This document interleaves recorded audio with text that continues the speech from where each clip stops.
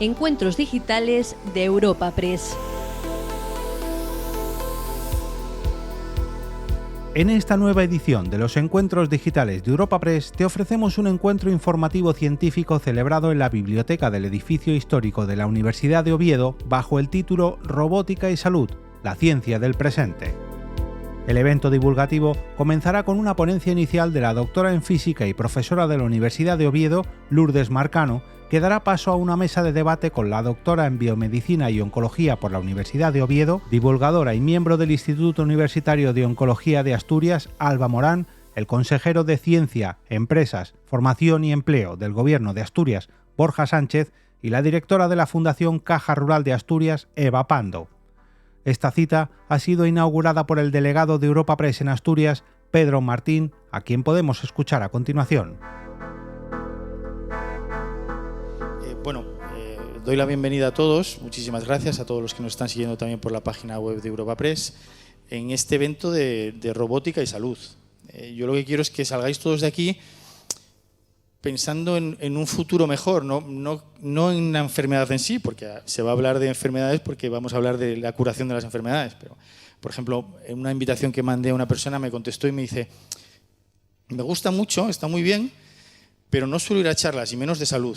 Luego ya me argumentó que era muy hipocondriaco y demás. Yo intenté animar y digo, vamos a hablar de solucionar la enfermedad, no vamos a hablar de la enfermedad, pero bueno, nos deseo lo mejor a todos. Este encuentro cuenta con la ayuda de la Consejería de Borja y con la Fundación de Caja Rural de Asturias. Y intentamos hacerlo casi todos los años. Para mí es un encuentro informativo muy cariñoso porque es más distendido, no es los típicos encuentros que se hacen de política, de economía, sino que al final pues es una charla. Y luego en este sitio privilegiado donde le dieron la medalla de Asturias hace un mes a la princesa y donde no se suelen organizar eventos. Así que tengo que dar las gracias a Marce, al rector y a la universidad, que todo el equipo de comunicación que lo habéis puesto muy fácil para hacer esto aquí, ¿no? Voy a presentar un poco el currículum de Lourdes, que el evento va a consistir en dos partes, una exposición de 15-20 minutos de Lourdes, que vamos a hablar de, todavía no lo había dicho, de nanotecnología, de nanorobots biológicos, terapéuticos para la lucha contra el cáncer, ¿no? De detectar las células y poder atacarlas dentro del organismo. Tengo aquí el currículum de Lourdes. Si saco también el de Alba no terminaríamos, no habría charla. Y cuando le pedí el currículum a Lourdes, le digo, mándamelo. Enseguida me lo mandó por WhatsApp. Y cuando lo abro, había 8 páginas. Y claro, aquí donde veis a Lourdes, tan joven, cuando veo 8 páginas me quedé un poco impresionado. Y nada de me gusta viajar y me gustan los libros y estas cosas y soy muy empática, sino con peso. O sea, 8 páginas de currículum de verdad.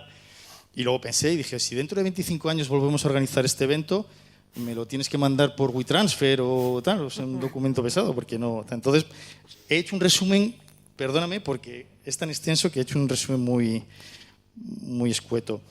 He grado en Física por la Universidad de Oviedo, tienes un máster en Nuevos Materiales por la Universidad del País Vasco y el doctorado en Ciencia y Tecnología de Materiales, mención europea sobresaliente cum laude, que quede bien claro. Ahora mismo estás como investigadora postdoctoral Marie Curie en CIC Biomagune, bajo el proyecto ProteNanoMag, ¿no? De diseño de nuevas rutas de síntesis de nanopartículas magnéticas bioinspiradas y respetuosas con el medio ambiente. Y también eres profesora ayudante en la Universidad de Oviedo. Como profesora lo que haces es enseñar física fundamental a estudiantes de física, matemáticas e ingeniería. Y como investigadora estudias nanomateriales magnéticos en el grupo de nanomateriales magnéticos avanzados para energía y salud. Participas, por lo que estuve viendo, en casi 30 publicaciones, participaste en casi 30 publicaciones, trabajas en numerosos proyectos de investigación, has recibido varios premios. Algo más por aquí. La verdad es que tu investigación tiene un carácter multidisciplinar y combina ciencia de materiales, nanomagnetismo, microbiología y biología molecular, siempre con un carácter aplicado enfocado a la cura de enfermedades. Y el impacto de tu investigación pues avala todas las publicaciones de alto impacto que tienes escritas, conjuntas y alguna incluso por separado. Y nada más, como hemos venido a escuchar a Lourdes y luego pues una charla que espero y sea lo más distendida posible, porque Alba, que es doctora, también es divulgadora y experta en comunicación científica, así que yo creo que esperemos que tengamos pues una hora, hora y cuarto muy agradable y que aprendamos un montón de cosas. Muchísimas gracias y os dejo ya con Lourdes.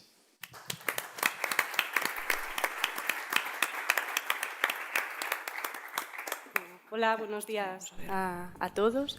Voy a contar un poco lo que hacemos en el grupo de investigación aquí en la Universidad de Oviedo y lo que he hecho también a lo largo de la carrera, y lo voy a contextualizar en el marco de una de las enfermedades que es un conjunto de enfermedades, ¿no?, que es el cáncer. Entonces, la charla dentro de la sesión de hoy de Robótica y Salud, ya os digo, la enmarco dentro del cáncer y está claro, ¿no? O sea, algo que tenemos todos claro cuando oímos hablar de cáncer como tal es que tenemos que reducir su incidencia, su impacto en la sociedad, porque es que son unos números aplastantes que tienen unas cifras que asustan a cualquiera. ¿Cómo podemos bajar esta incidencia? Pues desde la prevención, cuidando nuestro estilo de vida, intentando tener un estilo de vida saludable, también los factores ambientales que nos dicen, pues esto es malo, pues intentar evitarlo, ¿no? Pero eso no es todo, a veces también compramos papeletas sin quererlo y una detección temprana es imprescindible. O sea, ir al médico, que el médico nos diga que tenemos un problema lo antes posible es esencial para poder atacar el problema desde raíz lo antes posible. El diagnóstico y el tratamiento es esencial también, tener técnicas de diagnóstico suficientemente eficaces que nos digan que tenemos el problema y que sean capaces de detectarlo lo antes posible es esencial, y el tratamiento, por supuesto, un tratamiento que acabe con el problema de raíz sin atacar mucho a la persona, dejando las menos secuelas posibles, también es esencial. Esto con una mejora de la calidad de vida del paciente, del enfermo y aquel que supera un cáncer, pues es esencial para bajar esta incidencia en nuestra sociedad. Yo me voy a centrar en la parte sobre todo de tratamiento, diagnóstico y tratamiento, pero más enfocada en la parte de tratamiento. Y vamos a soñar un poco juntos de cómo serían estos tratamientos para completar lo que ya tenemos hoy en día y que sea una terapia eficaz. Bueno, actualmente las técnicas más comunes junto con la extirpación de un tumor son la quimioterapia y la radioterapia. Las dos son muy conocidas. Una utiliza la química para atacar, para abrasar el cuerpo, eliminar esas células malas y también las células buenas, y la otra utiliza radiación. Los efectos secundarios también los conocemos todos, sabemos que abrasan, que achicharran todo lo que pillan por el camino, y si tuviésemos otras técnicas que fuesen más inocuas o que consiguiesen ir justo al centro de ese problema, pues sería estupendo. Entonces, bueno, yo ahora os invito, ¿no?, a pensar cómo nos gustaría que fuesen las técnicas que nos quitasen esos problemas de salud que podemos encontrar.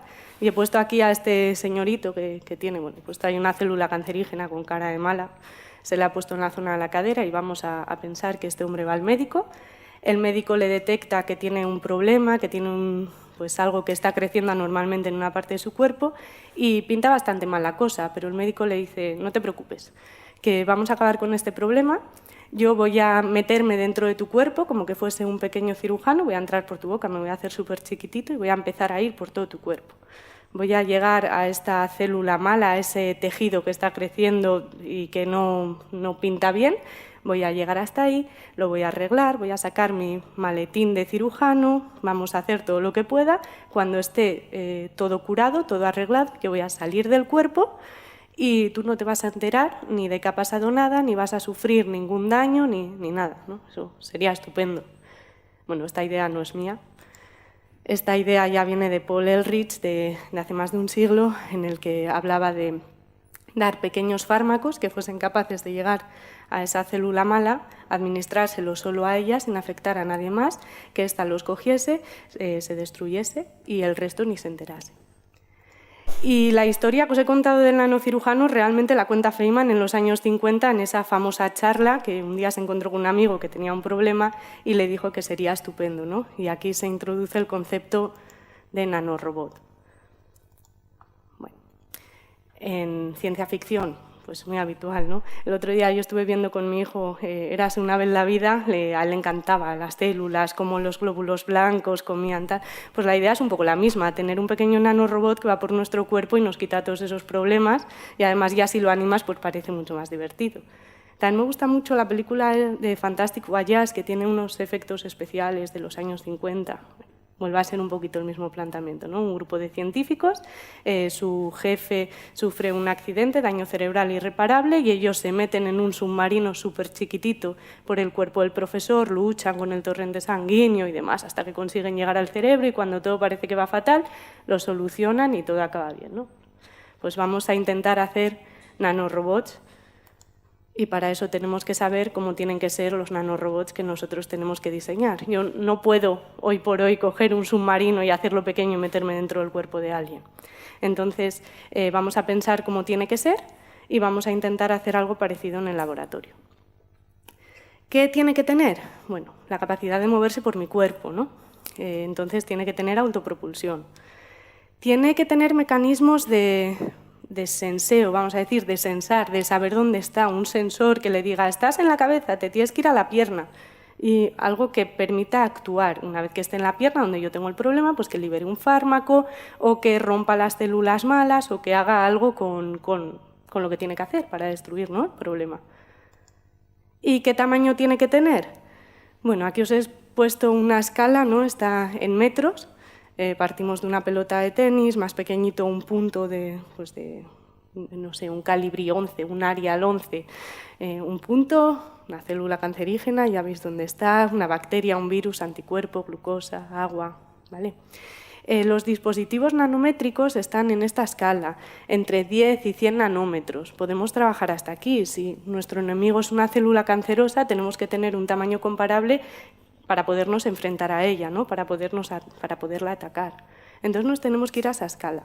Y aquí hay maravillas, los químicos hacen maravillas. Tenemos dispositivos nanométricos que pueden ser nanopartículas, tienen forma de tubos, también pueden hacer quantum dots, con forma de caparazón, flores, o sea, hay maravillas hechas de distintos materiales, todo lo que queramos. Y dentro de estas nanoestructuras, en el grupo de investigación aquí en la Universidad de Oviedo trabajamos sobre todo con nanopartículas magnéticas. ¿Y por qué magnéticas? Bueno, pues porque es un grupo de magnetismo, entonces esa es la primera razón, pero bueno, también porque tienen unas propiedades buenísimas. Primero, el tamaño. Estamos en ese rango de tamaños que necesitamos para poder atacar a las células cancerígenas.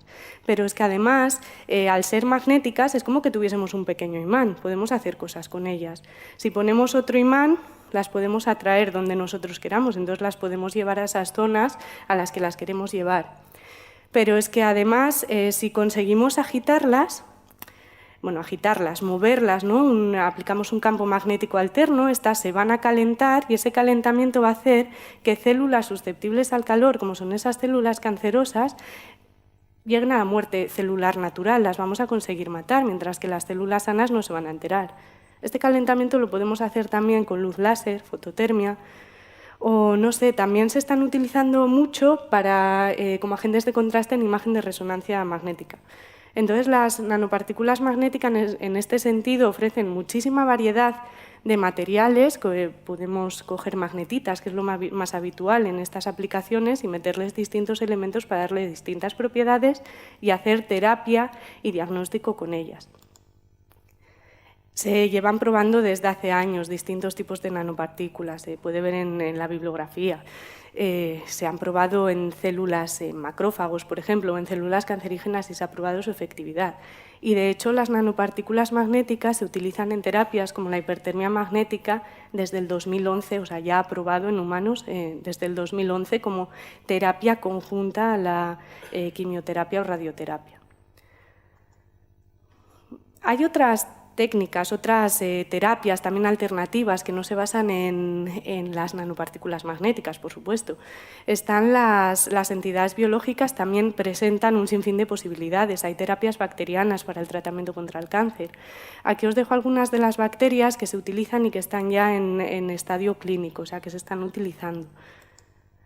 La Mycobacterium bovis, tenemos Listeria, Salmonella, Clostridium, Bifidobacterias. Son nombres que nos suenan. Conocemos a las malas, ¿no? A las primas malas, seguramente pues, nos hablan de una Listeria, de una Salmonella, pues conocemos a la prima que nos causa enfermedades. Pero es que estas bacterias también pueden competir con esas células cancerosas y hacer terapia para curar el cáncer. Entonces, yo durante mi tesis trabajé con estas bacterias que se llaman bacterias magnetotácticas, que es que combinan un poquito lo mejor de los dos mundos, porque son bacterias, son entidades biológicas, pero además ellas sintetizan nanopartículas magnéticas. Las utilizan para formar cadenitas de pequeñas partículas en su interior, cogen el hierro del entorno y forman estas partículas, y es como una pequeña brújula. Entonces, dentro de ellas hay una brújula que les va a ayudar a buscar comida. Una bacteria normal busca en las 3 direcciones del espacio su alimento, su concentración de oxígeno favorable, pero estas se orientan en el campo magnético terrestre, pues eso, como una brújula, y solo tienen que buscar en una única dirección, entonces lo tienen bastante más fácil que otras especies. Bueno, aquí os dejo unas imágenes, ¿no?, para que veáis un poco cómo son las bacterias. Aquí esa búsqueda de alimento en la dirección del campo magnético terrestre. Y bueno, como son seres vivos, pues hay muchísimos tipos de bacterias magnetotácticas y hacen muchos tipos de nanopartículas. ¿Cómo son estas nanopartículas? Pues aquí veis la variedad que hay. Pueden ser más alargadas, más redondas, con formas cuboctoaédricas, elongadas, prismáticas. La forma depende de la especie, el tamaño y el material, la composición, también son propias de la especie. Entonces, podemos encontrar nanopartículas de magnetita, que es la más habitual para aplicaciones biomédicas. De hecho, la mayoría fabrican este material. Otras fabrican greyita, que es este hierro azufre. Formas, ya os digo, una variedad de ellas impresionante, pero todas dentro de los 40 a 120 nanómetros. Que esto, no me voy a meter mucho aquí, porque es más nanomagnetismo, ¿no?, pero estaríamos en este rango, en el rango de los monodominios magnéticos, que es súper interesante para las propiedades que queremos hacer. Entonces, la propia naturaleza ya nos está dando unas nanopartículas ideales, que es que ni el químico, que es tan bueno, vamos a decirlo así, nos las puede dar. Tenemos altos niveles de pureza y cristalinidad, formas súper uniformes, porque es como todos nosotros somos parecidos, los seres humanos tenemos 5 dedos, ¿no? Entonces lo hacemos perfecto, no nos hace falta poner empeño en ello, lo tenemos ya en nuestro código genético, las bacterias iguales. Propiedades genéticas muy buenas, el recubrimiento biológico, porque están dentro de la bacteria, pero además las propias nanopartículas también están recubiertas por lípidos y proteínas que se las da la propia bacteria. Se funcionalizan súper fácil, así que les podemos pegar medicamentos, son magnéticas, las podemos llevar donde queramos y podemos hacer muchas cosas con ellas. Y es una síntesis respetuosa porque son bacterias, o sea, ellas crecen en un entorno limpio, si ellas pueden vivir no hay tóxicos, o sea, es una síntesis respetuosa con el medio ambiente. Se utilizan para aplicaciones biomédicas, porque si las comparamos con el nanorobot que os enseñaba antes, tienen la cadenita de magnetosomas que nos va a permitir usarlo como un volante. Yo aplico un campo magnético, pues vete a la dirección del campo magnético, giro hacia el otro lado, o sea, puedo jugar con ellas, ¿no? Además, son bacterias, tienen sensores, van a saber dónde están, van a saber la concentración de oxígeno, que por cierto, las células cancerosas o un tumor tiene una concentración de oxígeno bajita. Estas van a verse atraídas por esas concentraciones bajas de oxígeno, naturalmente ya van a tender a ir hacia esa zona. Tienen movilidad, tienen unos flagelos que les ayudan a empujar.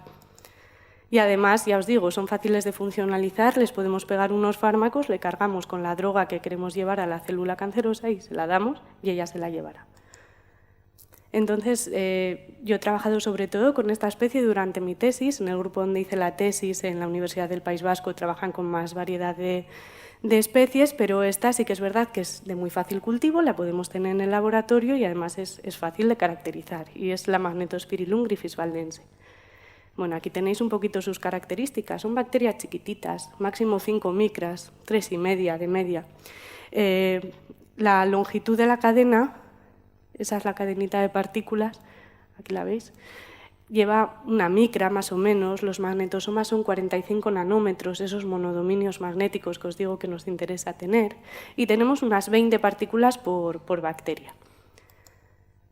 ¿Cómo se ha probado esto en el laboratorio? Bueno, pues mis compañeros hace años ya probaron en algunas células cancerosas, en este caso células de pulmón, probaron a ver qué pasaba con las bacterias y bueno, vieron que si aplicaban un campo magnético alterno y hacían esa hipertermia magnética, pues se veían resultados muy prometedores y eran capaces de eliminar pues, una población de células malas importante. De hecho, son más efectivas, si me puedes poner el vídeo, por favor. Son más efectivas que nanopartículas aisladas, esas que se están utilizando ya desde el 2011, porque como forman la cadena, tienen una anisotropía mucho más fuerte, entonces van a permitir, esto imaginaros que es el calentamiento, ¿no? que realmente lo es el calentamiento que van a conseguir y esto se traduce en una muerte mayor de células, ¿vale? O sea, estos son nanopartículas aisladas y esto es la propia bacteria, que ya habéis visto pues, un poco como su morfología. Bueno, las bacterias magnetotácticas es verdad que tienen mucha opción de futuro, ¿no? Son grandes candidatas, pero realmente están lejos todavía de utilizarse en una aplicación médica. Pues hace falta hacer muchísimas pruebas, hay que hacer muchísima investigación y ojalá algún día se lleguen a utilizar, pero está bien también buscar otras rutas alternativas bioinspirándonos en ellas, que es un poco lo que he estado haciendo durante este tiempo también en Biomagune, intentar buscar proteínas que repliquen lo que hacen las bacterias magnetotácticas pues para llevarlo a otras células. Una idea que se podría tener en cuenta y que también están utilizando otros grupos es, si me inspiro en las nanopartículas magnéticas y en las terapias bacterianas que tenemos hoy en día, este punto no lo pueden llevar únicamente las bacterias magnetotácticas. Puedo copiar lo que hacen y coger estas bacterias que ya se están utilizando hoy en día para esas aplicaciones. Entonces, aquí hay un campo muy extenso pues, para seguir investigando e intentar buscar a ese candidato perfecto como nanorobot basándonos en esta sinergia. Y esto es un poquito lo que hacemos en el grupo de investigación. Y bueno, la pregunta, ¿no?, que nos viene a todos a la cabeza cuando hablamos de estos nanorobots es cuándo voy a poder yo ir a la farmacia y pedirme un jarabe de bacterias magnetotácticas o de bacterias con nanopartículas para poder tener la aplicación en casa y que vayan por mi cuerpo a solucionarme el problema. Y yo no sé contestar a esta pregunta, pero me gustaría decir que no mucho, o que si conseguimos seguir por este camino o sacar otras ramillas, otros caminos alternativos basados en este, pues ojalá consigamos una solución pronta. Y con esto yo termino, cualquier dudilla.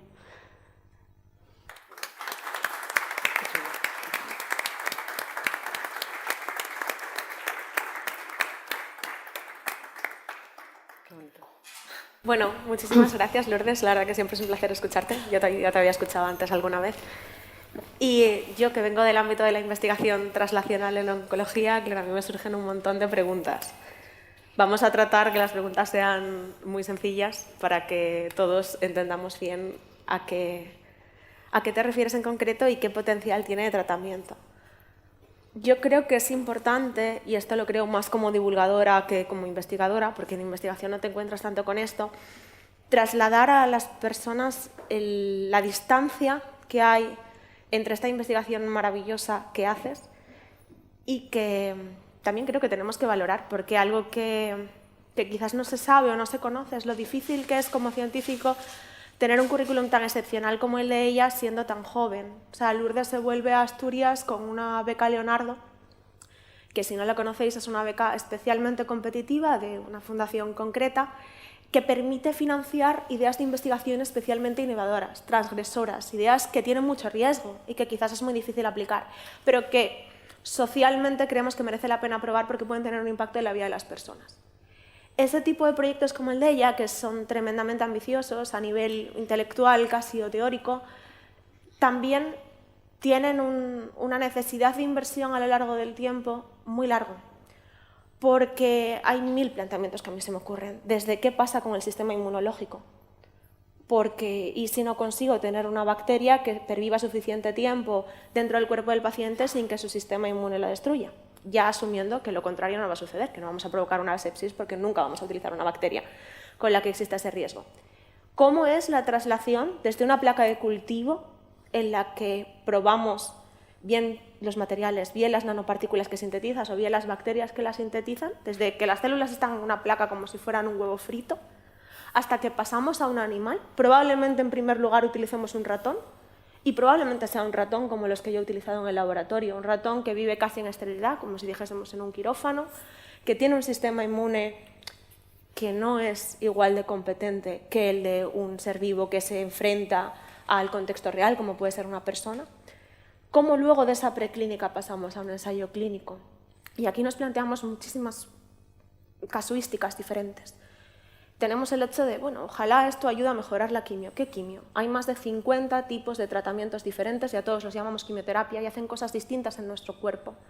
¿Qué cáncer? Porque el cáncer son más de 200 enfermedades diferentes, aunque nos referimos a ellas normalmente como cáncer, y hay un montón de conceptos asentados socialmente que realmente no se corresponden mucho con la realidad de la patología. Entonces, para contestar todas estas preguntas y con una ambición tan grande a nivel intelectual y con un proyecto tan precioso como el de una científica que vuelve siendo tan joven con la Leonardo, ¿tú a qué retos te enfrentas? Porque supongo que a ti te gustaría que algún día esto traslacionase. Como física básica, cuando tú vuelves a Oviedo con una financiación así y ahora con una Curie igualmente difícil y con tantas oportunidades en tu carrera científica, ¿qué te gustaría tener que quizás no tuviste o qué retos estás viendo y cómo para ti se podrían solventar? Desde la humildad de eso, de física fundamental, ¿no? Necesitas gente. Lo primero es, tienes que tener un equipo multidisciplinar. Puedes llegar a un ámbito, pero necesitas gente que te apoye. Yo hago las cosas en el laboratorio, me gustaría que se llegasen a la práctica, pero siendo también un poco consciente, ¿no? de todo lo lento que es ese proceso, hasta dónde vamos a poder llegar y demás, pues como mucho vamos a poder llegar hasta animales y con la colaboración pues, de gente que te eche una mano. Entonces, para esto, por ejemplo, en Asturias hay centros, el Instituto de Oncología, que tú lo sabes bien, ellos trabajan con, pues, desde células cancerígenas, desde las placas Petri, y luego pasas a trabajar con ratones, puedes tener modelos animales que te van permitiendo ver dónde puede fallar tu sistema y demás. Entonces te tienes que acercar a otros grupos para hacer estas colaboraciones y ver el alcance. Posiblemente pinchen estas bacterias o las bacterias que hagamos pues, bioinspiradas, pero bueno, vas viendo por dónde puede salir la cosa. Y al final es todo también comunicación, ¿no? Si tú comunicas y ves tu sistema, cómo funciona o cómo falla, porque tan importante es llegar a algo bueno como algo malo, y lo consigues explicar a otro científico que quizás está haciendo otra cosa en la otra punta del mundo, pues eso permitirá dar un segundo paso, un tercer paso y así llegar hasta la clínica. Pero no, o sea, dentro de la ambición de mi proyecto, yo como mucho me quedaría en modelos animales. O sea, bueno, no es poca, porque saltar de lo molecular a la preclínica ya es un cambio de paradigma total. Si ves que funciona in vivo, bueno, pues ahí ya tienes motivos para empezar a tener esperanzas. Y a la hora de colaborar, claro, colaborar implica que dos grupos diferentes pongan recursos de personal, de tiempo y también económicos para contribuir a ese proyecto en común. Borja, ¿qué oportunidades crees que tenemos en Asturias? Porque yo ahora estoy en un momento de decisión vital. Yo ahora acabo de terminar mi proyecto de investigación en cáncer de próstata y diabetes. Tengo que decidir qué quiero hacer, como un momento de volver a pensar que quiero ser de mayor. Y claro, como científica, ahora mismo un poco a caballo entre Asturias y Madrid, me planteo qué oportunidades tengo aquí para, por ejemplo, participar en proyectos así de bonitos. Sí. Bueno, lo primero, muchísimas gracias por la invitación, gracias a Europa Press por organizar estos eventos que cumplen una función de difusión de lo que se hace, de lo que pasa y de lo que ocurre, ¿no? Por focalizar la respuesta, tenemos que tener en cuenta que estamos moviéndonos en un sector, como ha expuesto Lourdes, en unos proyectos que son muy intensivos en I+D. Es decir, esto no pasa en todos los sectores, esto para empezar. En biomedicina, siempre los proyectos, a la hora de llegar a paciente, de llegar a producto, tienen un recorrido mucho más largo en I+D. Un recorrido donde pueden fallar muchísimas cosas, pero donde pueden surgir muchísimas derivadas, ¿no? Y bueno, ahí lo que tenemos que tener en cuenta es eso, que si lo que se hace en el laboratorio quiere tener traslación, son fundamentales dos cosas. Lo primero, tener a alguien a quien preguntarle que te sepa orientar bien, porque es más complejo de lo que parece. Pero la segunda cuestión que hay que tener es que la investigación translacional necesita experimentación en modelos in vivo, en animales, y necesita ensayos clínicos. Por tanto, necesitamos el sistema sanitario correspondiente y en este caso, pues, ya que está aquí el director de la Fundación de Investigación Biosanitaria del Principado de Asturias, necesitamos esos pues, organismos intermedios donde las administraciones podemos dedicar recursos a que justamente estas cosas pasen.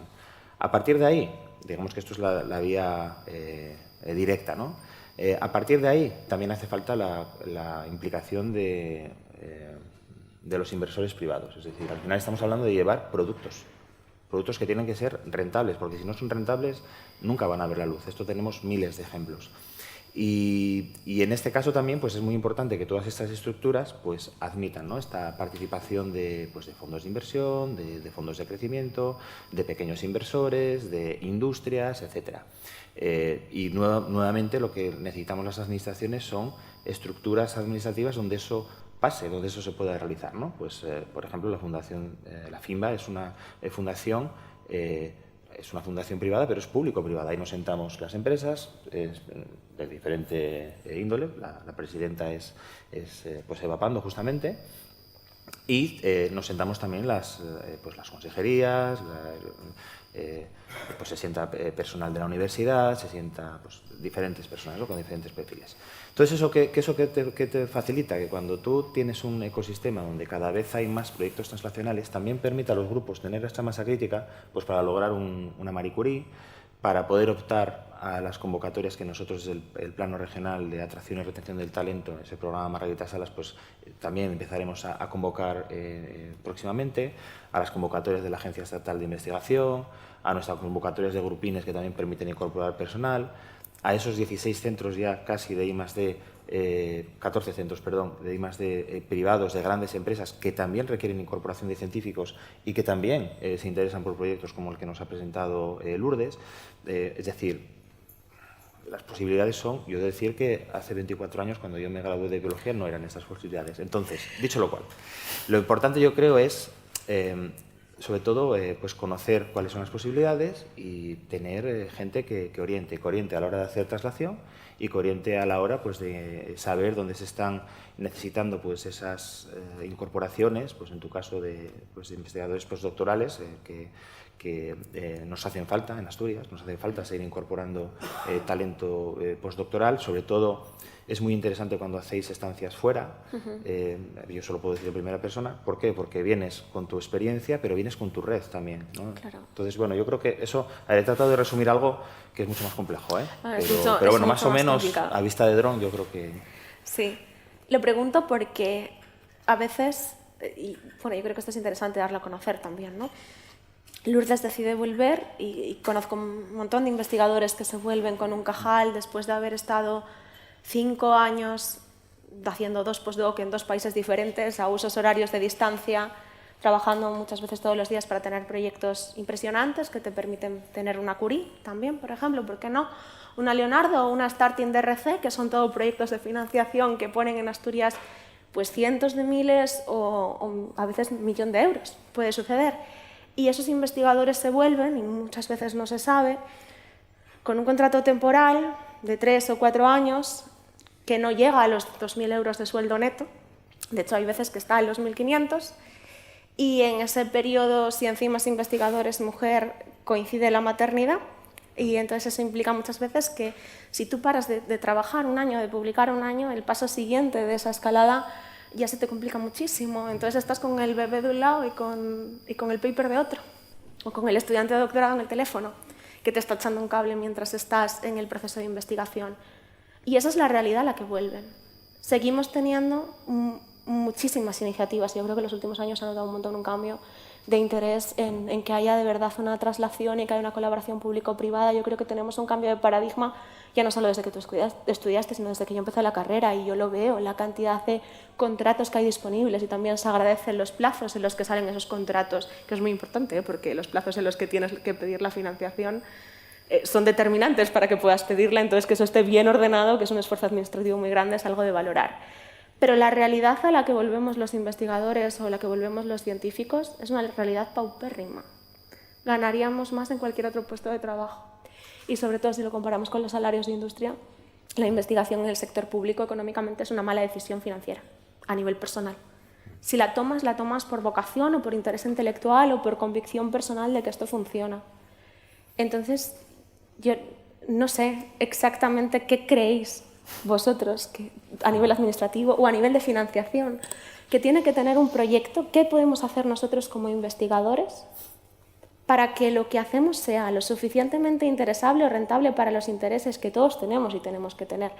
Por ejemplo, yo creo que desde la consejería es necesario que la sociedad perciba en qué se invierte el dinero. Si invertís en proyectos de investigación, eso es muy importante, pero es dinero público. Luego existe la responsabilidad de que toda la sociedad entienda para qué lo hacemos. Y entiendo, por eso estas iniciativas como estas también, porque es importante que sepamos que el dinero público no lo estáis gastando en algo abstracto que no vale para nada, que lo estáis poniendo en las manos de alguien que puede lograr algo importante con ello.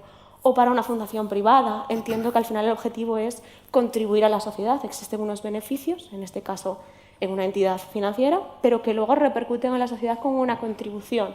No es solo una cuestión cosmética. ¿Cómo nosotros como investigadores podemos ayudar más también a cumplir con esos intereses totalmente legítimos que tenéis para ser directamente una inversión más atractiva y tener la posibilidad de vivir normal? Ya no digo bien, pero normal.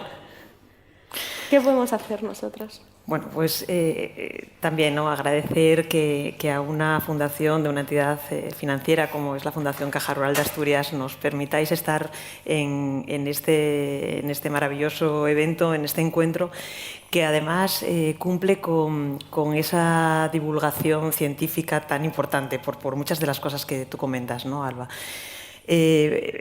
La charla de Lourdes hace eso, hace acercar ese conocimiento a la sociedad, poner a la figura de la investigadora, ¿no?, del investigador en el lugar que se merece, un lugar relevante, porque es muy importante lo que hacen. Acercar, dar esperanza, porque bueno, es verdad que está lejos, ¿no?, lo que estás investigando de la aplicación práctica, pero hay esperanza, ¿no?, y seguramente que eso también, bueno, pues retorna a la sociedad. Para una entidad como la nuestra, que lleva apostando por la ciencia aquí en Asturias desde el 2008, creo que más efectivamente, bueno, pues es necesario, bueno, pues de alguna manera conocer lo que se hace, ¿no?, porque si no es muy difícil trasladarlo a los consejos, a quienes toman la decisión. Voy a contaros un claro ejemplo de nuestra fundación. Nosotros llevamos desde el 2008 apoyando el laboratorio de oncología molecular de Luca, ¿no?, antes de que se creara la FIMBA, que después sí que ya estamos en la FIMBA y lo hacemos a través de la FIMBA. Este laboratorio de oncología molecular, por aquel entonces, empezó a hacer temas de secuenciación. Empezó a hacer estudios en familias en nuestra región para analizar mutaciones en 2 genes que provocaban cáncer de ovario, cáncer de mama. Pues toda esa investigación que ya lleva 16 años, en las que la Fundación ha invertido más de 2 millones de euros, bueno, pues ha hecho publicaciones, está trasladando los resultados, ya están haciéndose biomarcadores que puedan llegar a esa medicina personalizada, incluso, bueno, pues dar de alguna manera orientaciones de prevención. Bueno, pues todo eso hay que comunicarlo, porque nosotros, una entidad como la nuestra, cada año, cuando tiene que analizar los resultados, tiene que analizar a qué dedica eso, hay que convencerles de que es importante. Imaginaros en el 2008, imaginaros en el 2011, con toda la crisis financiera, convencer a los que toman la decisión de seguir aportando esas cantidades de dinero de una forma altruista, porque no es una investigación que retorna a nuestro producto, en nuestra cuenta de resultados, ¿no? Entonces es muy importante explicarlo, contarlo, hacerlo llegar a la sociedad, hacerlo llegar a los gestores, ¿no?, de las entidades. Y bueno, pues claro, eso está también en vuestra mano. Está en vuestra mano también confiar en las entidades privadas para que pueda haber esta colaboración público-privada, que es la base de la sostenibilidad de un sistema de investigación biosanitaria tan intensivo en capital, tan intensivo en recursos, ¿no? Y es verdad que a veces no se entiende que haya una financiación privada, que es sorprendente, porque buscamos altruistamente el bien para la calidad de vida de las personas, ¿no? Con lo cual yo creo que tenemos que abrir todos la mente y estar más cómodos juntos, ¿no?, la parte pública, la parte privada, para que las personas que de alguna manera estáis ahí. Yo, si algo creo valioso de estar también participando en la FIMBA, es poder, bueno, pues acercarte, ¿no?, a asomarte a la vida de los investigadores, ¿no?, y ver cómo personas extraordinarias como vosotros estáis dando la vida día a día con situaciones a veces muy precarias, ¿no? bueno, eso hay que conocerlo y hay que también, bueno, pues pelear porque que eso no sea así, ¿no? Eso puede ir cambiando.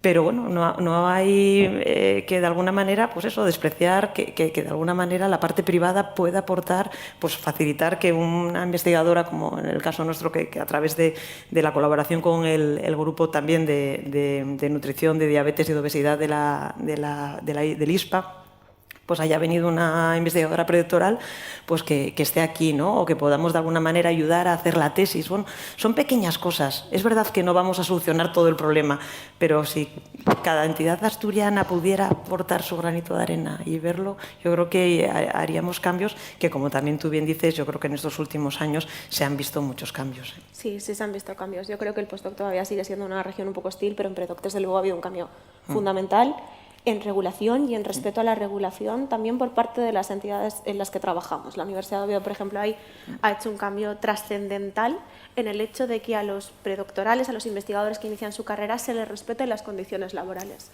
Cuando yo empecé, en administraciones anteriores, había casos de compañeros a los que se les debían muchísimo dinero en nóminas porque no se les estaba aplicando el convenio colectivo. Y con el cambio de administración, ese fue un cambio que se dio tan rápido como fue posible y se aplicó. O sea, a mí en estas conversaciones a veces parece que hablamos de cosas que hay que hacer y todo el mundo sale con la sensación de que hay asignaturas pendientes. Y no es del todo cierto. Desde la universidad se hace muchísimo trabajo para la divulgación. La semana pasada tuve la suerte de estar participando de alguna forma en la difusión de todas las actividades que se hicieron durante la Semana de la Ciencia. Si sumamos charlas, itinerarios, visitas a la universidad, hubo más de 100, 200 actividades diferentes que los investigadores hicieron de manera altruista, gracias a que hay un sistema en la universidad que permite esa difusión y que da a conocer, además de forma accesible a distintos grupos de población, qué se está haciendo con la ciencia. Pero no solo es eso, es que tenemos estructuras públicas. Por ejemplo, justo ahora acaba de salir que desde la consejería, en colaboración con la universidad, vais a crear una nueva cátedra de comunicación científica para tratar de favorecer que haya estructuras para que esto se conozca. Yo, durante mi tiempo en investigación, estaba convencida de que esto era una cosa esencial. Una parte de mí estaba pensando en algún momento de mi vida yo tendré que convencer a alguien de que lo que hago es muy interesante y que me tiene que pagar para que lo haga, y eso, trabajando en un laboratorio, requiere que lo sepas contar. Pero a la vez también porque cuando observamos estructuras de financiación y decimos pues que en España estamos fatal porque invertimos muy poca parte del PIB en ciencia. Hay que mejorar el porcentaje del PIB que se invierte en ciencia, eso es indiscutible, pero además de eso, si nos comparamos con otros sistemas como el estadounidense, yo trabajé un tiempo en Estados Unidos cuando estuve allí con una beca Fulbright, en el MD Anderson o en Alemania, otros sistemas con los que nos gustaría compararnos, lo que hay es una colaboración público-privada alucinante. Y unas administraciones que tienen estructuras que soportan eso. No es malo que haya una colaboración público-privada. Porque a veces pensamos, es que esto solamente va a obedecer los intereses de determinadas industrias. Bueno, bien, pero los intereses de determinadas industrias suelen ser tener un fármaco que soluciona una enfermedad que tiene muchas personas. Eso no es un interés malo, porque hay muchas personas que necesitan un fármaco mejor. Tener mejores fármacos contra tumores o cánceres, que es algo que afecta a 2 de cada 3 hombres, quizás, 1 o de cada 3 mujeres a lo largo de la vida, pues no es un mal objetivo comercial, sobre todo si estamos financiando ideas que si no se quedarían en la publicación científica, que como científicos nos encanta la publicación y nos sentimos muy satisfechos con ella, pero queremos que en algún momento llegue. En este sentido, de cara a tener una mejor comunicación, bueno, yo ahora justo me alegro mucho de la existencia de la cátedra en Asturias, pero trabajo en eso. Y yo he desarrollado proyectos de divulgación europeos que buscaban dar a conocer de una forma tremendamente desenfadada, de hecho a través de TikTok, cómo hacemos la investigación en cáncer. Y hago divulgación en medio tradicional, en medio escrito, en radio y en TikTok, también para tratar de alcanzar a distintos grupos de edad, aunque mis seguidores de TikTok, tengo un pico en gente joven, pero el otro es a partir de los 45 años. O sea, que al final es gente que al final está en contacto con la enfermedad. Yo no sé, Lourdes, si tú como física te chocas en el contexto actual en el que la desinformación sí tiene éxito, con desinformación y con pseudociencia en el contexto de la física, porque todos tenemos la sensación de, la gente habla de no habla de, por ejemplo, física o no habla de lingüística, pero cuánto habla la gente de biomedicina y que poco sabe. En física la gente también se inventa cosas pseudocientíficas. ¿Te has topado con bulos habitualmente en el contexto actual? No sé, o sea, con los que nos hemos topado todos, ¿no? En la física así más de andar por casa, pues yo qué sé, vas a YouTube o TikTok, Instagram, o sea, desde el terraplanista más absoluto a grandes divulgadores que hay ya en todas las plataformas, que es que también se agradece porque, a ver, hay muchos nombres y cada vez son más que intentan divulgar y acercar la ciencia de una manera muy sencillita y yo creo que atacan estos bulos, ¿no? Y va, o sea, la cosa va yendo, ¿no? Que se llega a todo el mundo, sobre todo a los más jóvenes, que se está haciendo, utilizando las distintas fuentes, se llega a mucha gente y esto en los últimos años se ha notado. ¿Y de qué herramientas disponéis a la hora de discernir una buena comunicación científica, tanto desde la administración como desde la financiación, de algo que no lo es tanto, que a lo mejor es más propagandístico o que no es honesto? O sea, para ti, Borja, supongo que tú tienes un criterio científico, porque claro, ahora te dedicas a la administración, pero eres investigador de fondo y científico, entonces tú tienes una propia herramienta personal. Pero ¿qué pasa cuando tenemos gente de la administración que quizás no cuenta con esa formación, no cuenta con ese criterio y no le hace caso al asesor que sí lo tiene? Porque también se dará. Bueno, si no le hace caso al asesor y es su superior jerárquico, tiene un problema añadido. Pero, a ver, yo creo que aquí de lo que se trata es de un poco, lo decías tú antes, ¿no? O sea, las cosas no se cambian de un año para otro. Es decir, tú un transatlántico o un barco pequeño, tú cuando estás girando para este lado, todavía estás girando para el otro. Es decir, tienes una inercia. Y esa inercia pues se tarda en corregir. En lo que estamos hablando, que efectivamente es muy preocupante lo que está pasando ahora, ya no con los bulos, porque yo creo que hay equipos de periodistas que están funcionando muy bien en España, donde uno se puede informar. Porque claro, efectivamente hay gente que habla de biomedicina sin saber mucho, pero también hablan de danas, hablan de argallos, hablan de un montón de cosas sin saber mucho. Y ahí el tema es que yo estoy percibiendo una mayor complejidad a la hora de trasladar bulos, que es utilizar datos veraces. Es decir, se saca una afirmación, se la saca de su contexto y eso se traslada y se junta con otros materiales y da la sensación, ¿no? de decir, no, pero si es que lo dijo, sí, lo dijo, pero no en este contexto ni con ese sentido, ¿no? Por tanto, aquí lo principal es tener criterio. Es decir, cada vez nos informamos más rápido, tenemos menos tiempo para informarnos, utilizamos redes sociales, que las redes sociales no son medios de comunicación, son canales donde uno se puede informar, pero no son medios de información. Y nos encontramos con eso, que ahí pues no hay una diferencia, o uno no puede a lo mejor tener una diferencia clara entre quién le está trasladando una información trabajada, veraz, sesuda, etcétera, contrastada, de quién pues ha cogido algo y en 10 minutos ha montado un material que ya te lo traslada, ¿no? O sea, que eso es complicado. Y ahí la cuestión es la cultura científica. Es decir, la ciencia no es solo... obviamente es avanzar en el conocimiento, es, por supuesto, entender mejor el mundo que nos rodea para luego, si acaso, poder utilizarlo a nuestro favor, pero también es un método. Y el método, básicamente, lo que te dice es que no creas lo primero que te dice, contrástalo. Y si puede ser con más de una fuente, mejor. Y sobre todo, algo que se pone como con un relato muy épico y demás, bueno, yo a mí eso ya me genera rechazo. No, a mí me gusta contrastar las cosas. Creo que lo que no tenemos es que tener tanta prisa.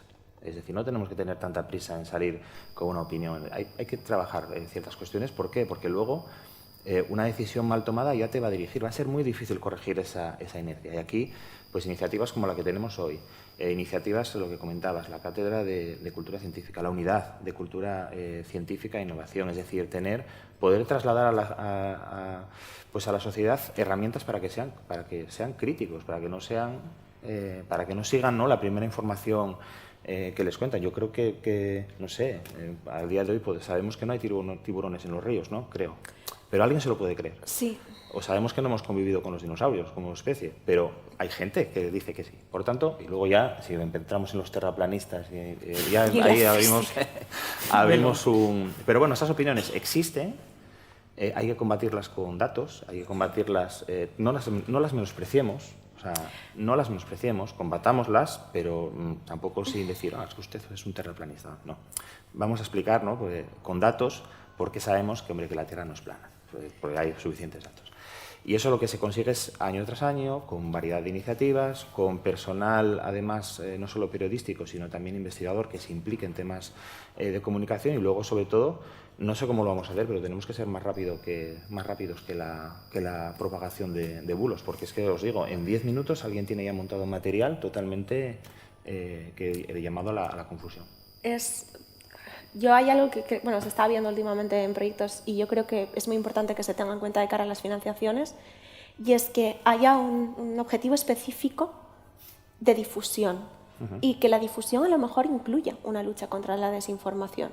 No digo que todos los investigadores tengan que salir de los laboratorios y en lugar de hacer experimentos dedicarse a contar la ciencia. Para eso a lo mejor estamos a los que nos gusta. Pero sí que haya un perfil, o dentro de las organizaciones de investigación, de los institutos, haya determinadas personas, como es por ejemplo la unidad de cultura científica, que sí que inviertan recursos en esto y que eso se tenga en cuenta ya desde el momento en el que se asignan los fondos. Por varios motivos. Uno, por motivo de responsabilidad, lo que hablábamos antes, si hacemos cosas con dinero público, todo el mundo tiene derecho a saber lo que se hace con su dinero, y además en la ciencia pues yo creo que es bueno. Y luego también porque si no lo hacemos nosotros, ¿quién lo va a hacer?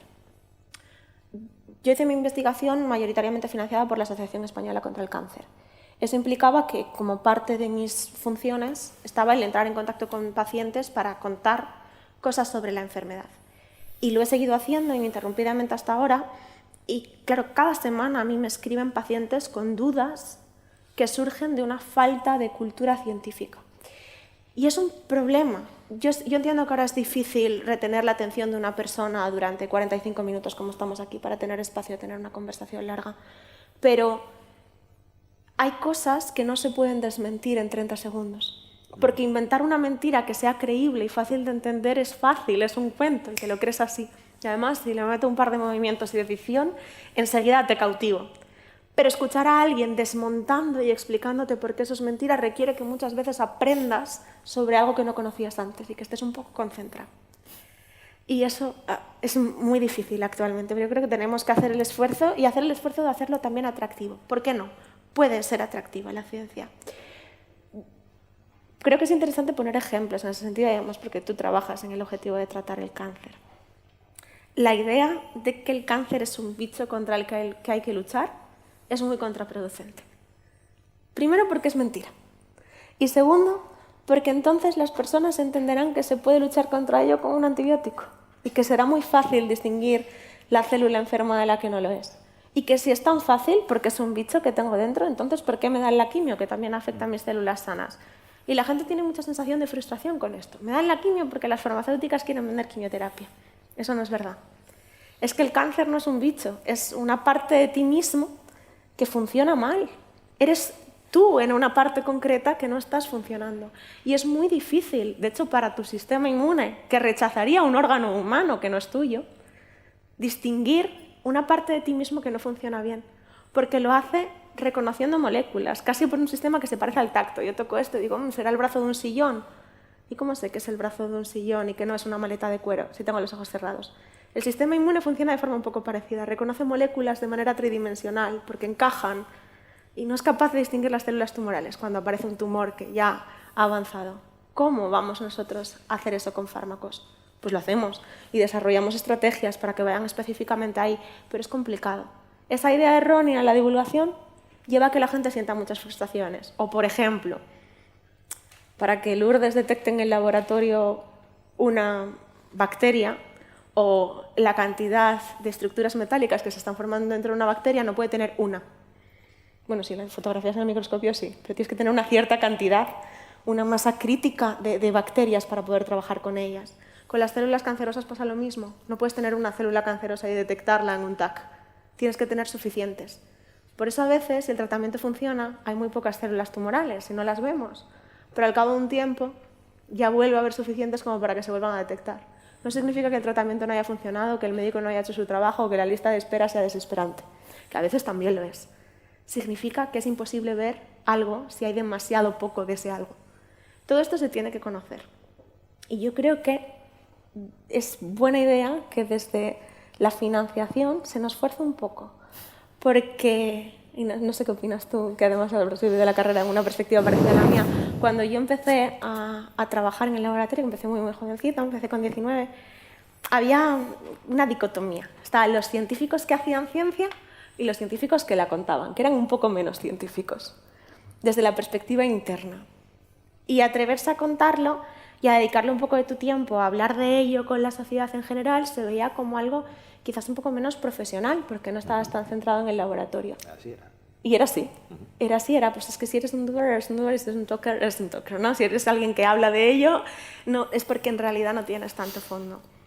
Y no sé cómo pensáis que podemos combatir contra esto, pero yo no veo la solución, salvo que alguien que pueda decirte, oye, mira, sí, los virus son reales, te lo prometo, que yo los tengo en el congelador, que yo esta conversación la he tenido, no, te juro que yo puedo hacer un virus, de verdad que lo puedo tener en el congelador y de verdad que le puedo echar una foto. Y de verdad que te puedo enseñar fotos de virus infectando células y te las enseño. Y lo he hecho con mis manos. Salvo que alguien que es capaz de hacer eso lo cuente, ¿cómo podemos refutar? Si siempre van a pensar que es el otro, o la administración, o la empresa, o la compañía privada maquiavélica que quiere convencerme de que los algallos se producen porque hay agua dentro de los yacimientos. O sea, no hay credibilidad si no somos nosotros. O que la nieve se quema. Vamos a ver, yo creo que el tema es bastante complejo, ¿eh? Es decir, nosotros sí que desde las administraciones, digamos, se pueden poner incentivos a que se realice esa labor de divulgación. Por ejemplo, ahora mismo hay un científico del CSIC que está sufriendo una campaña de acoso, Fernando Valladares. Es decir, el tema es muy complicado porque, claro, cuando una persona tiene, vamos a poner un caso en concreto, cuando una persona tiene un problema de salud, ¿qué es lo primero que hace? Buscar en Internet. Y buscarlo en Google. Y todos sabemos cómo posiciona el algoritmo. Bueno, mejor dicho, no lo sabemos cómo posiciona el algoritmo de Google, pero probablemente haya mucha desinformación. Entonces esa persona tendrá que tener herramientas para discernir entre qué es lo que tiene soporte científico y qué no, porque claro, ahí sale todo mezclado. Yo creo que en cuanto a cómo se están transmitiendo pues, determinadas desinformaciones, ¿no? o informaciones también sesgadas, y cómo están actuando ciertos algoritmos a la hora de posicionar esos contenidos, ahí va a haber, tenemos dos opciones. Podemos o tratar de actuar de alguna manera también para que tratemos de posicionar, ¿no? Tener posicionada más arriba pues, las cuestiones que tengan soporte científico de aquella... Es que no, yo siempre, últimamente, pongo el mismo ejemplo. Cuando uno va a hacer un viaje a otro país, sabe perfectamente qué aerolíneas están en esa lista negra. Él decide si subirse o no, pero sabe perfectamente. Entonces yo creo que tenemos que también empezar a identificar en qué fuentes podemos confiar y en qué fuentes no. E insisto, en España ahora mismo hay grupos de periodistas que están, que se dedican a combatir este tipo de desinformación, ¿eh? Y nosotros desde las administraciones lo que nos compete, pues probablemente, efectivamente, será reforzar esta idea, ¿no? Que ya hace Europa de en tu proyecto, pues hazme tus actividades de divulgación y hazme pues también, ¿no? tu comunicación. Ir incorporando, yo creo que es muy importante ir incorporando personal experto en comunicación en las instituciones y también estas unidades de cultura científica que puedan trabajar hacia afuera, ¿no? Contando lo que se hace, trabajando con la ciudadanía, pero también hacia adentro. Es decir, pues... asesorando. Especialmente. A los investigadores. Un apunte cuando te escuchaba, ¿no? Decir cómo la sociedad valora más o menos al que investiga o al que cuenta, ¿no? Lo que se investiga. Me venía a la cabeza, yo vengo del mundo de la ingeniería y me venía a la cabeza también en la escuela de ingeniería lo mal visto que estaba ser comercial, ¿no? O sea, es que te decían los profesores, es que eso, era malísimo, imagínate, ahora está de comercial, ¿no? Cuando empiezas a trabajar te das cuenta que una empresa de ingeniería, una empresa que tenga un producto tecnológico, es mucho más valioso el poder venderlo que el desarrollarlo, porque es que si no lo vendes, os vais todos al garete, ¿no? Entonces, la propia sociedad tiene que ser consciente de que eso ha evolucionado. Como bien decía el consejero, en todas las entidades tiene que haber esa especialización, tiene que haber las personas que investigan, las personas que cuentan lo que se investiga y las personas que son capaces de buscarle la aplicación o lo que de alguna manera entendemos también como innovación que llega al mercado o que llega a la asistencia, ¿no? Y bueno, pues aquí viene la parte de entidades, de gobernanza, ¿no? Hablábamos lo comentaba el consejero, ¿no? En Asturias tenemos la suerte de haber creado hace 10 años, que además mañana se celebra, un engranaje que une la parte de investigación en el ámbito de la salud, la parte de investigación que une la parte de clínica, de asistencia, bueno, que de alguna manera une la parte de gestión de esa investigación. Claro, ese engranaje es clave. Y de alguna manera ese engranaje tiene que ofrecer todas esas patas, porque todas son importantes y ponerlas todas al mismo nivel, ¿no? Y yo creo que lo que tenemos que ser conscientes es del valor que eso tiene y de seguir de alguna manera respaldándolo y apoyándolo, ¿no? Y los investigadores tienen que ser conscientes de que es muy importante su trabajo, pero también es importante el trabajo de quien gestiona el proyecto y de quien comunica, ¿no? Entonces, bueno, es todo evolución. Yo creo que es verdad que en las propias carreras, ¿no?, todo eso va evolucionando y yo creo que, bueno, pues vamos viendo, ¿no?, que las cosas no eran como hace, pues eso, 20 años, 30 años, ha evolucionado todo mucho, ¿no? Pero ni siquiera como hace 10, y yo creo que es importante que por lo menos todas las personas que están aquí o los que nos están viendo desde casa se lleve la sensación de que esto sucede. Cuando dicen en Asturias hay un engranaje empresarial que permite la traslación desde hace 10 años, habrá quien se vaya de aquí diciendo, bueno, sí, seguro. No, es una realidad. Yo en los últimos 10 años he podido ver cómo se han establecido al menos 2 spin-off de 2 grupos de investigación en los que he podido trabajar aquí en la Universidad de Oviedo, bien de diseño de materiales, no voy a mencionar ninguna empresa porque no procede, pero existen de manera real, de diseño de dispositivos médicos para valorar cuestiones, cambios moleculares en el uso de oxígeno muy concretos, que comercializan a nivel internacional, es una realidad, y otra realidad son los paneles de diagnóstico para identificar mutaciones que permiten caracterizar en profundidad un tumor. Y esas 2 empresas funcionan desde Asturias y son de creación reciente. Cuando yo empecé a estudiar todavía no estaban establecidas y no estaban funcionando. Y ahora ya funcionan, tienen personal a cargo, están innovando y eso ha sido posible gracias a un esqueleto a nivel administrativo y de financiación que se da. Hablábamos antes de que existe una unidad de oncología molecular en el UCA. No es fácil y en la mayoría de hospitales no la hay a nivel, no está reconocido, no hay una especialidad de MIR o de VIR para trabajar en eso. Esa unidad de diagnóstico molecular que permite hacer trazabilidad a nivel de cánceres, por ejemplo, de herencia familiar o que tienen susceptibilidad de deberse a herencia de genes a nivel familiar, existe en Asturias y que tiene profesionales como son Milagros Vera, Íñigo Santamaría, que se formaron en los mejores centros a nivel internacional, que volvieron de trabajar en Nueva York para hacer esa especialidad aquí.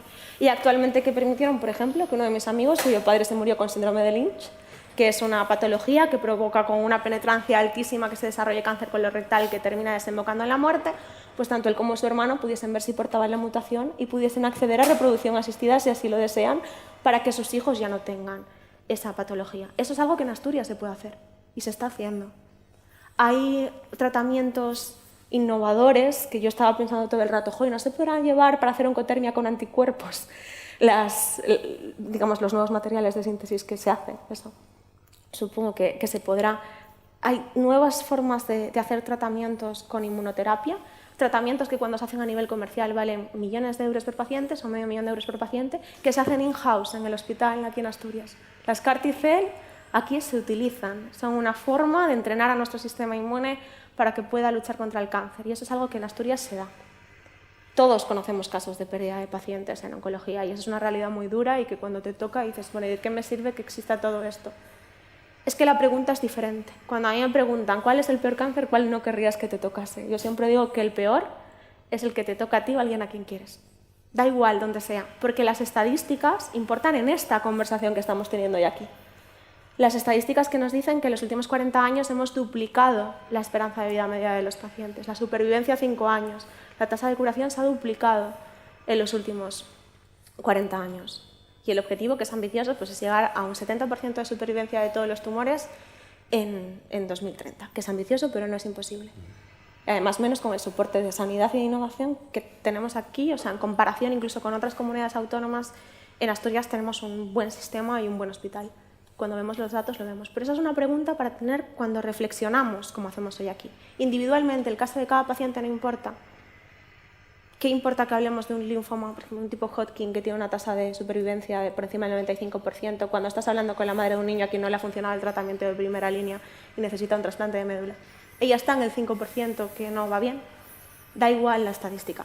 La estadística sirve para estas conversaciones y tenemos motivos para ser optimistas si nos referimos a las estadísticas a nivel global. Hay buenas noticias como científicos y mucha motivación para seguir invirtiendo en proyectos como innovadores y transgresores. Pero a nivel individual el paciente no puede encontrar la respuesta en la estadística, ni para bien ni para mal. Y eso es algo que yo creo que también forma parte de la responsabilidad de la financiación. No sé cómo vamos de tiempo. Estamos ya para acabar, ¿verdad? Tengo ahí el reloj biológico interno que me indica que ya va tocando. Me gustaría terminar haciendo una pequeña, antes de preguntaros cuál es lo que creéis que es esencial. Creo que es importante, como os decía al principio, que tengamos la sensación de que se hacen cosas. Yo he tenido la suerte, como parte del trabajo ahora, estoy aprendiendo muchísimo en la Agencia del Medicamento, de participar en la creación de una campaña que básicamente pone en valor todos estos recursos de periodistas y también de equipos de investigación y médicos.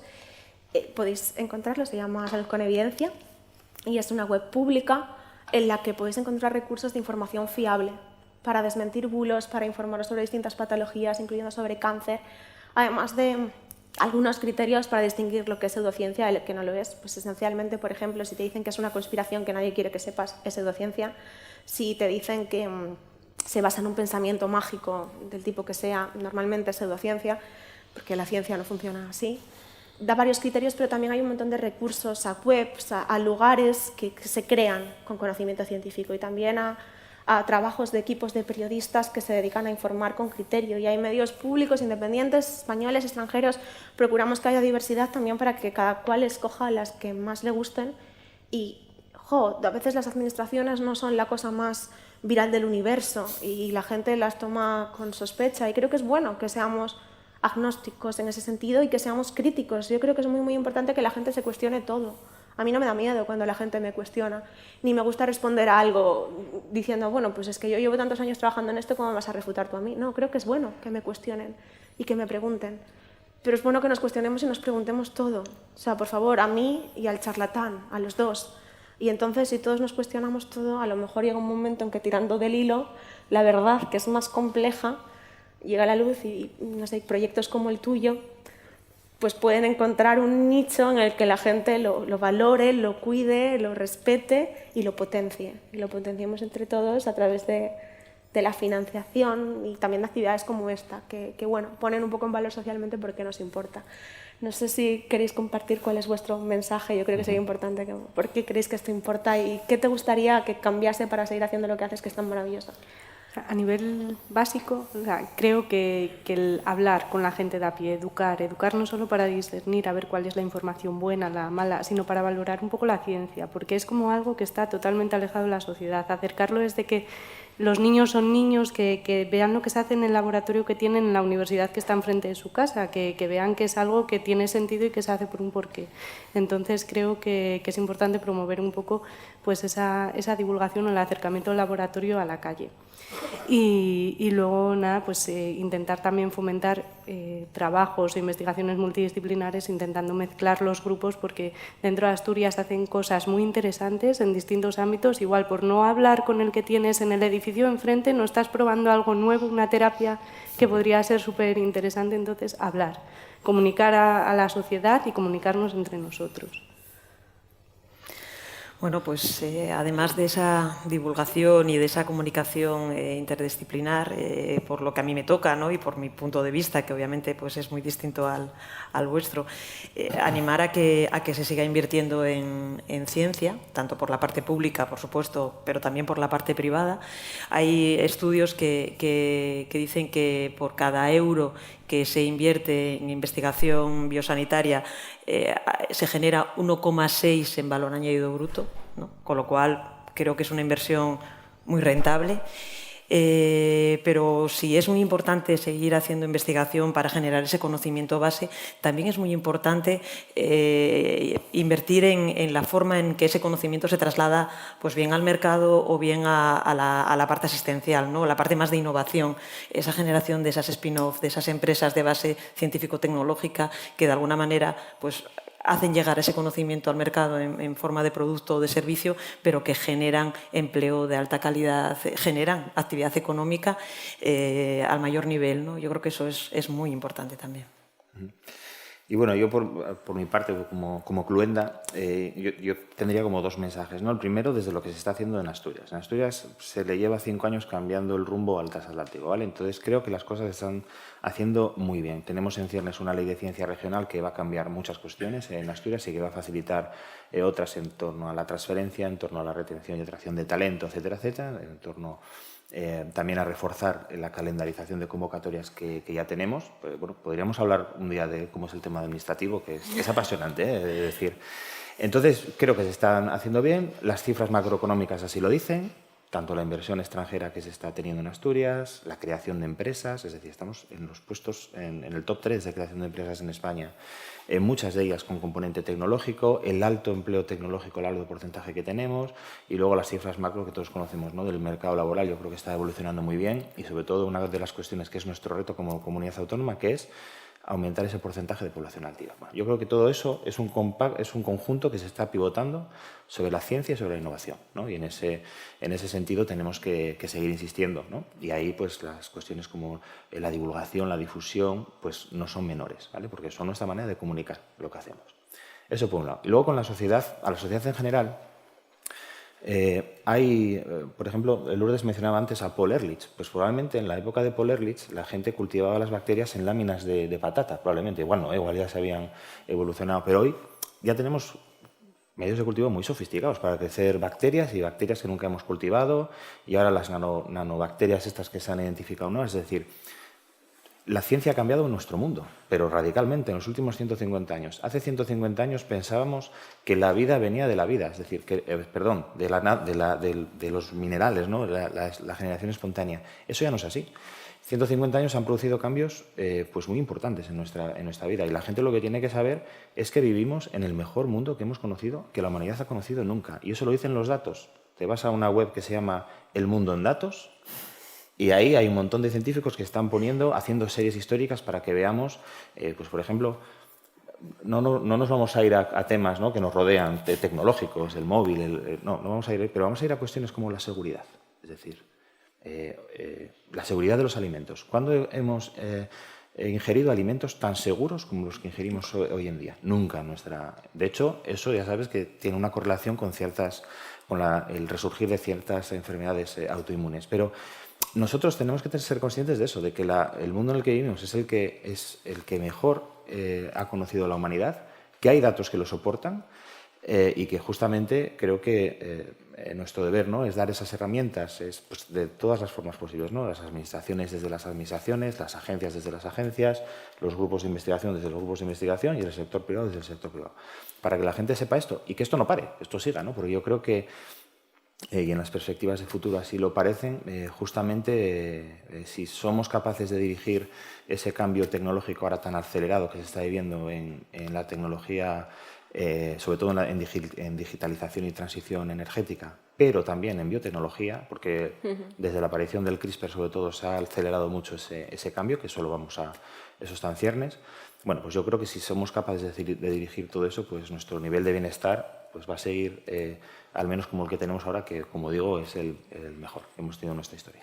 Pues nada, para cerrar me gustaría agradecer muchísimo, por supuesto, a todos los que habéis asistido, a todo el mundo que nos está viendo desde casa, y también, por supuesto, a Europa Press por ofrecer una oportunidad de tener una conversación tan interesante y de poner en valor la ciencia que se hace en Asturias y las oportunidades que tenemos para hacer más y mejor ciencia que repercuta en mejorar la vida de todos. Muchas gracias. Muy bien.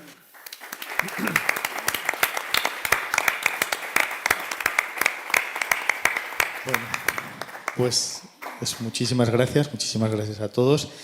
Lourdes, me ha encantado la charla, lo que estáis haciendo, las novedades. Alba nos ha puesto deberes a todos, porque ha venido reivindicativa, nos ha dado caña a todos. Yo, Alba, me pongo Europa Press Asturias a disposición de la ciencia, de la consejería, ya lo sabéis, nos encantan estos eventos, creemos que hay que hacer más. Como agencia solvente, independiente, somos ese faro de los pocos que hablamos que quedan de una información rigurosa y veraz y a donde todo el mundo puede acogerse. Creo que ha sido muy constructivo porque hemos sentado en esta mesa a todos los bloques, ¿no? a la investigación, a la financiación y a la administración. Y que no quede aquí las buenas palabras de deberemos de colaborar más juntos. Yo creo que lo estamos haciendo bien en ese camino y hay que hacer hincapié. Y tenemos que tener más relación entre nosotros para poder ser más ágiles y ser más rápidos, igual que hablabas en otros países donde habéis estado, que igual nos sacan un pelín y hay que copiar siempre las cosas que se hacen bien, ¿no? Que se de fuera. Me gustaría también, no he visto a Fausto, que es el responsable de la biblioteca, Fausto González, que su despacho está ahí, es el mejor despacho en el que estuve en la vida. O sea, es esto, pero todavía más pequeñito, más acogedor, y no le he dado las gracias. He dado las gracias al rector y a Marce, que nos ha presentado, porque parte de su despacho lo tenemos aquí. Eva, tú sabes que... Y le he desmantelado, entonces, bueno, pues por darle las gracias. Es un sitio espectacular. Algún día de mayor me gustaría trabajar en ese despacho. Y nada más, bueno, daros las gracias otra vez a todos. Espero poder continuar con estos actos, que la consejería nos echa una mano, también la Fundación Caja Rural. Os doy las gracias. Lourdes, encantadísimo de haberte conocido y de la rapidez con la que nos has contestado. Alba, has llevado la charla excepcional, así que os doy la enhorabuena y las gracias a todos y que tengáis buena mañana.